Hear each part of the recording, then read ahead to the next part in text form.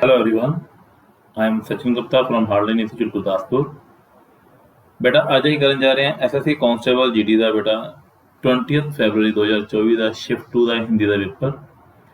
ਇਸ ਪੇਪਰ ਤੋਂ ਪਹਿਲਾਂ बेटा ਅੱਗੇ ਮੈਂ ਆਲਰੇਡੀ ਰੀਜ਼ਨਿੰਗ ਮੈਥ ਦੇ 20 फरवरी 2024 ਦੇ शिफ्ट 1 ਦੇ ਐਂਡ 2 ਦੇ ਪੇਪਰ ਅਪਲੋਡ ਹੋ ਚੁੱਕੇ ਆ।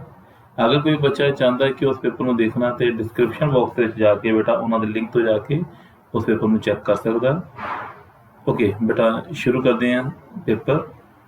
सो फर्स्ट क्वेश्चन पढ़ो बेटा की कह रहे हैं। क्वेश्चन नंबर 61, दिए गए वाक्य में रेखांकित शब्द के लिए सही वर्तनी बेटा वर्ड क्या आया वर्तनी ज्ञात कीजिए। बेटा एक चीज ध्यान च रखना हमेशा हिंदी के अंदर जदों भी तुहानूं कदी वर्ड वर्तनी मिल जाएगा बेटा ये अंदर सब तो मेन चीज़ की ध्यान च रखनी है मोस्ट ऑफ द टाइम के अंदर वर्ड की फॉर्मेशन उन्होंने मात्रावां यह हर एक चीज़ में बेटा ध्यान च रखना पेगा क्योंकि इस चीज़ का वर्तनी का मतलब यही है बेटा कि साड़ी कितने ना कितने स्पैलिंग की गलती है। ओके क्योंकि मेन चीज़ है कि क्वेश्चन कर लगे हम सब तो पहले पता होना चाहिए कि इस क्वेश्चन को फाइंड आउट की करना। सो उन्हें क्वेश्चन जी की क्या दिए गए वाक्य में रेखा के शब्द के लिए सही वर्तनी ज्ञात कीजिए। सो बेटा ये वर्ड की आ गया क्वेश्चन पढ़ो सड़कें चौड़ी होनी चाहिए। सो बेटा यह जो अंडरलाइन है बेटा इस अंडरलाइन का बेटा वर्ड जो मिसटेक है। सो इस जगह पे की वर्ड आएगा बेटा इस जगह पे वर्ड आएगा चौड़ी। ओके सो बेटा वर्ड को बोल के फिर वो फॉर्मेशन देखने की कोशिश करनी है कि ये आवाज़ चौड़ी मीन वड्डी ये मात्रा की आवाज़ आ रही है। सो नेक्स्ट देखो बेटा नेक्स्ट विच की क्या गया है कहना निम्नलिखित प्रश्न में 4 विकल्पों में से उस विकल्प का चयन करो जो रिक्त स्थान के लिए सही बेटा ऐसी वर्ड ध्यान पढ़ना पुल्लिंग रूप वाला हो। सो बेटा सानू ये अंदर मीन जो भी वर्ड यूज करना फिलिंग द ब्लैंक के अंदर यह चीज़ देखना पेगा कि वो सेंस जी है वो पुल्लिंग निकल रही है कि नहीं लिख रही। ओके सो सेंटेंस में पढ़िए की कह रहे हैं कहना मैं किसी काम से बाहर जा रहा हूँ। ओके सो बेटा सेंटेंस ये तो शुरू है मैं तो कि मैं किसी काम से बाहर जा रहा हूँ डैश को वापस आऊँगा। इट मीन्स बेटा इस जगह के ऊपर मीन सानू की ऑप्शन लेनी पेगी कि मैं बेटा आऊँगा। ओके सो मैं कदों वापस आवागा तो बेटा वो कह रहा तो पहले वर्ड बोल चुका कि पुलिंग आएगा। पुलिंग का मतलब किसी का नाम आएगा। सो क्या आएगा मैं सोमवार को वापस आऊँगा। ओके सो बेटा अगर पुलिंग ना लिखा होंगे सो इस जगह पे अं परसों भी यूज़ कर सकते 2 दिन बाद को वापस आऊँगा। सो बाद की गल आती लेकिन इतने वर्ड पुलिंग लिखा गया। सो पुलिंग का मीन इतने की आएगा मैं सोमवार को वापस आऊँगा। नेक्स्ट बेटा क्वेश्चन नंबर 63 कहता दिए गए शब्द का पर्यायवाची शब्द ज्ञात कीजिए। सो बेटा फर्स्ट ऑफ ऑल सानू पर्यायवाची आने बहुत जरूरी है। ओके पर्यायवाची का मतलब की है कि एक वर्ड के बहुत सारे मीनिंग होंगे। ओके सो जिवें फर्स्ट उन्हें वर्ड बोलिया महिला। सो बेटा महिला का पर्यायवाची शब्द सो बेटा महिला के पर्यायवाची शब्द किहड़े होंदे आ बेटा महिला का पर्यायवाची शब्द एक नारी मिलता सानू। ओके स्त्री मिलेगा। ओके इस तो इलावा और मीन सोच के देखो तो महिला का बेटा एक पर्यायवाची शब्द कामिनी मिलता बेटा। ओके एक कांता मिलता बेटा। तो यह सारे पर्यायवाची शब्द है कि पर्यायवाची शब्द है महिला के पर मेन चीज़ की है कि यह डिफरेंट डिफरेंट पर्यायवाची शब्द है इन्हां विचों कोई एक ये अंदर आया था। सो वो की मिले सानू ऑप्शन स्त्री। ओके मीन पर्यायवाची शब्द बेटा सानू याद होने काफ़ी जरूरी है क्योंकि हर मीन पेपर के अंदर 2 तो 3 क्वेश्चन पर्यायवाची शब्द मिल जाते हैं बेटा। सो नेक्स्ट देखो बेटा आगे की कह रहे हैं कहना निम्नलिखित प्रश्न में 4 विकल्पों में से उस विकल्प का चयन करो जो कोष्टक में दिए गए शब्दों के विलोम शब्द। बेटा विलोम का मतलब की होंदा विलोम का मतलब होंदा उलट। ओके सो उल मीन विलोम शब्द का सही विकल्प है। कहना इस प्रकार इस प्रकार राम सीता की खोज में विरल। सो बेटा सब तो पहला सानू इसदा मीनिंग पता होना चाहिए कि विरल का मीनिंग की होंदा बेटा। बेटा विरल का मीनिंग होंदा पतला। ओके, सो बेटा वो की कह रहा है, इस प्रकार राम सीता की खोज में विरल वन। सो बेटा जो वन आ गया तो वन पतला तो नहीं होएगा। सो वन का मतलब आ जाता कि जो वन की गल आएगी जो गना ना हो। ओके, मतलब जिहदे अंदर मीन कोई इन्ने ज्यादा मीन दरखत नहीं लगे हुए। ओके, सो उसदा उल्ट की आ जाएगा बेटा, उसदा उल्ट आ जाएगा थर्ड ऑप्शन सघन। ओके, सघन का मतलब की आ गया बेटा मीन जिहदे अंदर काफ़ी मीन मीन बहुत संघना जिन्हों जी कह दो मीन जिहदे बहुत ज़्यादा मीन वृक्ष लगे होंगे वो चीज़ मीन जिन्होंने कहोगे सघन। क्योंकि इतने वर्ड की क्या गया विरल। विरल का मतलब एक्चुअल मीनिंग होता पतला, पर जो वन लिए यूज किया गया तो वन के पतला तो आएगा नहीं। वन का मीन आएगा जिस जगह पे मीन थानू मीन वृक्ष काफ़ी घट मिलणगे बेटा। ओके, सो नेक्स्ट देखो बेटा क्वेश्चन नंबर 65 की कह रहा है। कहना निम्नलिखित प्रश्न में 4 विकल्पों में से उस विकल्प का चयन करें जो रिक्त स्थान के लिए सही शब्द वाला विकल्प हो। ओके, तो बेटा की कह रहा है, कहना योग में मनोरंजन भी किया जा सकता है। ओके, तो बेटा योग के अंदर वो की कह रहा है कि मनोरंजन भी किया जा सकता है तथा भटकते मन को बेटा वो की कह रहा है भटकते मन को बेटा मन को की होनेगा मन को शांति या प्राप्ति या क्रांति या भ्रांति। तो बेटा मन को बेटा हमेशा की चाहिए होती है शांति। तो भटकते मन को शांति भी प्रदान की जा सकती है। ओके, सो 65 का बेटा फर्स्ट ऑप्शन क्या आएगा बेटा आंसर आएगा। नेक्स्ट देखो बेटा आगे 66 किया गया निम्नलिखित प्रश्न में दिए गए विकल्पों में से उस विकल्प का चयन करो जो दिए गए मुहावरे के अर्थ को सर्वश्रेष्ठ रूप से व्यक्त करता है। तो बेटा यदि सेंटेंस की आ गया सेंटेंस आ गया उल्लू सीधा करना। तो बेटा यह सेंटेंस का मुहावरे है उल्लू सीधा करना। सो उल्लू सीधा करने का मतलब की आ गया बेटा मीन ये अंदर बेटा जो एक्चुअल मीनिंग लैके चलेंगे कि वाक्य बनाने के अंदर ही यूज करते हैं कि उल्लू सीधा करना। एक वाक्य की एग्जांपल सोच के देखो कि कहते हैं आजकल सभी लोग सबसे पहले अपना लाभ देखकर अपना उल्लू सीधा करते हैं। मतलब ऐसी का मतलब की हो गया ऐसी का मतलब आ गया सब तो पहला वो की करते हैं अपना स्वार्थ सिद्ध करते हैं बेटा। ओके, सो स्वार्थ सिद्ध करना मीन या अपना उल्लू सीधा करना एक चीज़ लैके चलती है कि सब तो पहला अपना बेनीफिट सीखते हैं कि जिस जगह पर उन्होंने बेनीफिट है पहला उस चीज़ किया जाए बाद चो अगली चीज़ की जाएगी। ओके, सो नेक्स्ट देखो क्वेश्चन नंबर 67।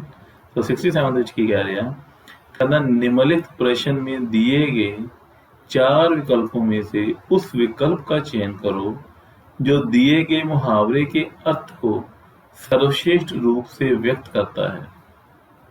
बेटा क्वेश्चन की क्या है कहना ठिकाना ना रहना। तो बेटा ठिकाना ना रहना ऐसा की मीनिंग आ गया। तो बेटा ठिकाना ना रहना सब तो पहला मेन चीज देखो कि ठिकाना ना रहना मतलब की आ गया बेटा इस चीज में कह दें कि जो किसी को कोई भी जगह ना मिले। ओके, कहीं जगह ना मिलना ठिकाना ना रहना का मीनिंग क्या आ जाएगा कहीं जगह ना मिलना। फॉर एग्जाम्पल देख के देखो कि आ जाता जिਵੇਂ सपोज एक एग्जाम्पल लीए कि रोहन महीनों से नौकरी की खोज में मारा मारा फिर रहा है लेकिन उसे कहीं भी ठिकाना नहीं मिल रहा। सो उन्हें किसी भी जगह नहीं मिल रही। सो ठिकाना ना रहना कहीं जगह ना मिलना।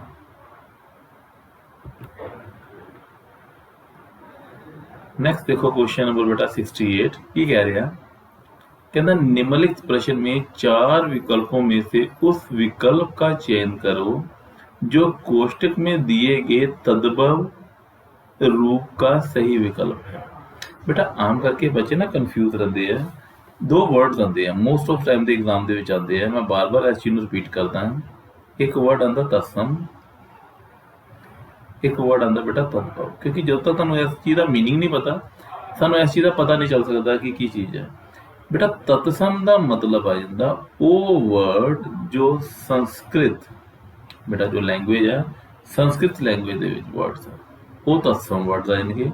एंड तद्भव वर्ड किहड़े आ गए जिहड़े बेटा जिहड़े किहदे नाल रिलेट कर रहे साडी हिंदी भाषा के नाल। ओके, सो मीन इस चीज़ का पहला पता होना चाहिए था कि अन्य एस्टम की क्या कहना, निम्नलिखित प्रश्न में 4 विकल्पों में से उस विकल्प का चयन करो जो कोष्ठक में दिए गए शब्द के तद्भव रूप, मन तद्भव रूप का मतलब क्या आ गया, केड़ा रूप होएगा, ओदा हिंदी का रूप होएगा। ओके, सो हमें हमेशा सबकी अच्छाई देखनी चाहिए और उनके अवगुण, सो अवगुण का मतलब क्या आएगा बेटा, अवगुण का मतलब क्या है, गुण। बेटा एक चीज़ ध्यान से देखो, गुण का मतलब आ जाता कि जिस टाइम ते असीं किसी के गुण देखने हैं, उसकी अच्छाइयां देखनी है, लेकिन जदों अवगुण आ गया तो वो की आ जाएगा बेटा, अवगुण का मतलब आ गया अवगुण। ओके, तो आ गया हमें हमेशा सबकी अच्छाई देखनी चाहिए, उनके अवगुण नहीं। नेक्स्ट देखो बेटा क्वेश्चन नंबर 69 की कह रहे हैं, निम्नलिखित प्रश्न में 4 विकल्पों में से उस सही विकल्प का चयन करो जो वाक्यांशों के लिए शब्द का विकल्प है। सो एग्जाम्पल की आपने क्वेश्चन की पूछा थानू, कहता जिसके हाथ में चक्र हो। सो बेटा वर्ड में ध्यान ना पढ़ो, सेंटेंस में ध्यान ना पढ़ो, क्योंकि यदा आंसर जो है वो क्वेश्चन च ही है। देखो बेटा ये अंदर की है, मीन सपोज किसी टाइम के उपर सानू किसी चीज़ का नहीं पता, लेकिन एक चीज़ देखो कि इत्थे चक्कर आ रहा और ऑप्शन आंसर के इस जगह से चक्कर मिल रहे हैं, बाकी कितने भी चक्कर ऑप्शन नहीं है। इट मीन 95% से यही आंसर है। और वैसे एक्चुअली ਇਹਦਾ मीनिंग जे देखा जाए कि जिसके हाथ में चक्कर हो, तो बेटा मीन साडे हिंदू धर्म के अंदर बेटा भगवान विष्णु जी को चक्रधारी कहा जाता है, चक्रपाणी कहा जाता है। ओके, जिन्हों ने चक्र को धारण किया हुआ है। क्लियर बेटा, तो चक्रपाणी मीन भगवान विष्णु का नाम है बेटा। नेक्स्ट देखो बेटा क्वेश्चन नंबर 70 की कह रहे हैं, कहना निम्नलिखित प्रश्न में 4 विकल्पों में से उस विकल्प का चयन करो जो रिक्त स्थान के लिए सही शब्द वाला विकल्प हो। की पूछ रहे हैं, कहना बाल श्रम को बच्चों द्वारा डैश के लिए किसी भी प्रकार के कार्य को करने के रूप में परिभाषित किया गया है।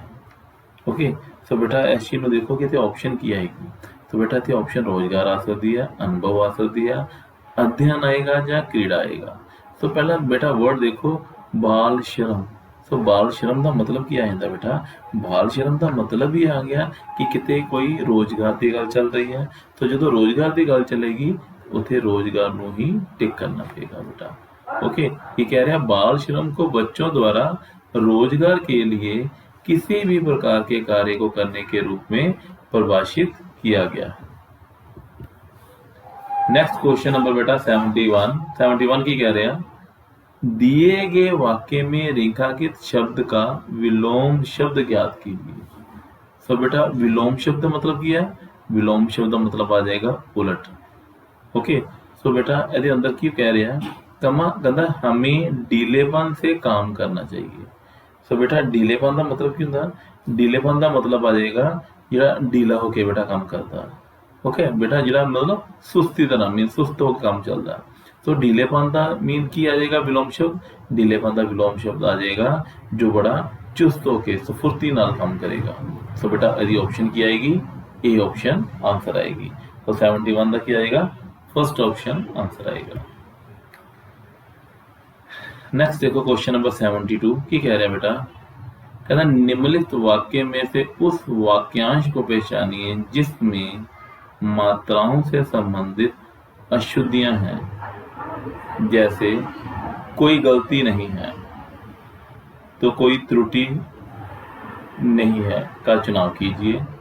मीना सेंटेंस पढ़ो बेटा की कह रहे हैं, कहता लोभी धन इकट्ठा करता हो जिसमें उससे किसी समय उसकी कमी ना हो, परंतु उसकी कमी हमेशा बनी ही रहती है। सो बेटा इस सेंटेंस के अंदर गौर नाल ध्यान नाल पढ़ो। सो इत्थे की आ रहा सॉरी इत्थे स्पैलिंग मिसटेक काफ़ी चल रही है। कहता की आ रहा लोभी एक्चुअली जो इत्थे मीनिंग गलती देखो बेटा इहदे विच की कह रहा। पहली ऑप्शन है लोभी धन इसलिए इकट्ठा करता हो जिसमें उससे। सो बेटा एक्चुअली इत्थे की आना चाहिए कि लोभी धन इसलिए इकट्ठा करता हो नहीं आएगा, इकट्ठा करता है आएगा। ओके, लोभी इसलिए धन इकट्ठा करता है जिसमें उससे किसी समय उसकी कमी ना हो, परंतु उसे उसकी कमी हमेशा बनी ही रहती है। ओके, सो बेटा यह चीज़ ध्यान रखना कि यह देखो इत्थे बिल्कुल सही लिखा था, इत्थे गलती ना ए मिसप्रिंट हो चुकी है। ओके, वैसे इत्थे उसे आएगा क्योंकि ऑप्शन जो उसे लिखा था। सो इट मीन साडा जिहड़ा ऑप्शन आएगा वो की है बेटा फर्स्ट ऑप्शन आंसर आएगा। ओके, नेक्स्ट देखो बेटा, दिए गए वाक्य का भाग ज्ञात करें जिसमें कोई त्रुटि है। सो बेटा वो ऑप्शन फाइंड आउट करनी है जिहदे अंदर कोई गलती है। सो की कह रहा, पुलिस ने चोरी के भ्रम में आशीष को पकड़ लिया। सो बेटा अही किस चीज़ को फाइंड आउट करना, अही उस चीज़ को फाइंड आउट करना कि जिस चीज़ के अंदर की है कोई गलती है। ओके, सो की ध्यान ना पढ़ो, पुलिस ने चोरी के भ्रम में आशीष को पकड़ लिया। ठीक है, सो बेटा एक चीज ध्यान ना देखो कि ये अंदर की आएगा बेटा भ्रम में। सो गौर ना देखो अच्छी क्या रहा, चोरी के भ्रम में। सो बेटा भ्रम तो होंगे कि किसी कोई मीन जिस तरह कोई भ्रम मीन भ्रमर हो जाए, मीन ये एक्चुअली भ्रम नहीं होएगा। इस जगह पे वर्ड की चाहिए ही चोरी के जुर्म में। ओके, सो इस जगह पे जुर्म चाहिए ही, भ्रम नहीं चाहिए कि पुलिस ने चोरी के जुर्म में आशीष को पकड़ लिया। तो ऑप्शन क्या आएगी बेटा, बी ऑप्शन आंसर आएगी। क्लियर बेटा। नेक्स्ट देखो, दिए गए वाक्य में निरर्थक शब्द ज्ञात कीजिए। निरर्थक बेटा चीज ध्यान रखना, निरर्थक शब्द ज्ञात करने हैं। तुम दोनों कब से खटर पटर कर रहे हो, अब चुप हो जाओ। सो बेटा एक्चुअली निरर्थक का मतलब की आंदा कि वो वर्ड जिन्हों का कोई मीनिंग नहीं है, जो जस्ट अही वर्ड अपने को एक्स्ट्रा जोड़ देने हैं। ओके, सो खटर पटर मीन जे मीनिंग देखा जाए इस चीज़ का कोई मीनिंग नहीं है। कहना तुम दोनों कब से खटर पटर कर रहे हो। सो खटर पटर बेटा की आ गया निरर्थक है, मतलब जिस शब्द का कोई मीनिंग नहीं है। ओके, क्योंकि दो तरह के वर्ड होंगे हैं, आम करके ये वर्ड बोलते हैं सार्थक शब्द। बेटा वर्ड ध्यान रखना कि क्वेश्चन आ सकता सार्थक। ठीक है, तो सार्थक का मीनिंग क्या जाएगा, जिदा कोई की है मीनिंग है, तो निरर्थक का मतलब है जिदा मीनिंग नहीं है। ओके, सो आम अही वर्ड बोल देंगे हैं खटर पटर या चाहे जो भी है। सो बेटा वो जो वर्ड जो आ जाते हैं एक्स्ट्रा वर्ड जो यूज करते हैं उन्होंने वर्ड नहीं करते हैं निरर्थक। तो आंसर क्या आएगा बेटा, बी ऑप्शन आंसर है। ओके बेटा, नेक्स्ट क्वेश्चन नंबर देखो 75 की कह रहे हैं, दिए गए शब्द का पर्यायवाची शब्द ज्ञात कीजिए। सो बेटा ये अंदर की फाइंड आउट करना पर्यायवाची शब्द। सो बेटा ये देखिए कि पर्यायवाची शब्द का एक क्वेश्चन पहला भी आ चुका है। इट मीन कि हर पेपर के अंदर 2 तो 3 क्वेश्चन पर्यायवाची शब्द मिल रहे हैं, इस तरह विलोम शब्द मिल रहे हैं, ऐसा तत्सम तद्भव मिल रहे हैं। सो वो चीज़ है जो साड़ी मीन कह सकते हो वोकैब के उपर डिपेंड करेगा। जिस चीज़ को जिन्ना याद करांगे साढ़े लिए उन्ना ही टेस्ट के अंदर ईजी हो जाएगा। सो बेटा फर्स्ट ऑफ ऑल देखो कि कह रहा, उन्हें क्या है कि दिए गए शब्द प्राइवेट शब्द ज्ञात कीजिए उल्लास। सो बेटा शब्द की कह रहे हैं उल्लास। सो बेटा तुम सब तो पहला पता होना चाहिए कि उल्लास का मीनिंग की होंगे। बेटा उल्लास का मीनिंग होंगे खुशी। ओके, सो बेटा खुशी नो ही उल्लास कह के लैके चलते हैं। ਜਾਂ एक वर्ड आ जाता प्रमोद, ਇਹਦਾ मतलब भी आ जाता खुशी। ओके, इसी तरह ही एक ਤੁਹਾਡਾ होर हिंदी के अंदर पर्यायवाची शब्द ਵਿੱਚ ਆਉਂਦਾ ਤੁਹਾਡਾ वर्ड हर्ष, सह शब्द र। इसी तरह ही एक वर्ड आ जाता आनंद।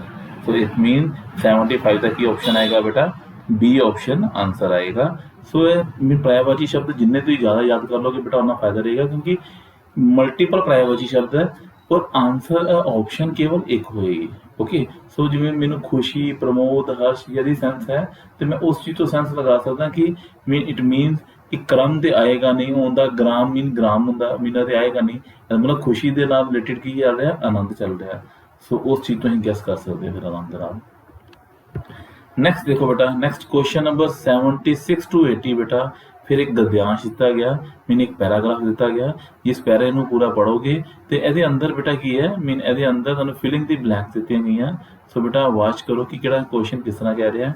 सो 76 के अंदर कह रहा कहता भारत त्योहारों का देश है, इसलिए यहाँ प्रत्येक दिन एक त्योहार के रूप में, सो बेटा ये अंदर की आ रही ऑप्शन मेरिया कि दिखाया जाता है, बताया जाता है, मनाया जाता है या सुनाया जाता है। सो बेटा सेंटेंस में पढ़ो कि भारत त्योहारों का देश है, इसलिए यहाँ प्रत्येक दिन एक त्योहार के रूप में, सो बेटा इतने ऑप्शन आएगी सी ऑप्शन, मनाया जाता है।